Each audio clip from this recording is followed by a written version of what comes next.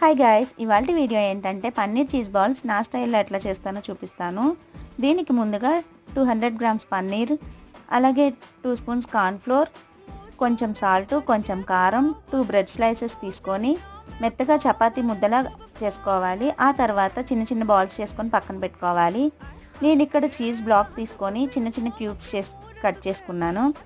ఆ తర్వాత పన్నీర్ బాల్స్లో ఈ క్యూబ్ని మధ్యలో పెట్టి ప్రెస్ చేసుకొని మళ్ళీ బాల్స్లో రెడీ చేసుకోవాలి. స్టవ్ మీద ప్యాన్ పెట్టుకొని ఆయిల్ వేసుకొని హీట్ అయిన తర్వాత ఈ బాల్స్ వేసి మీడియం ఫ్లేమ్లో గోల్డెన్ బ్రౌన్ వచ్చేంత వరకు ఫ్రై చేసుకుంటే మన పన్నీర్ బాల్స్ అయితే రెడీ అయిపోతాయండి.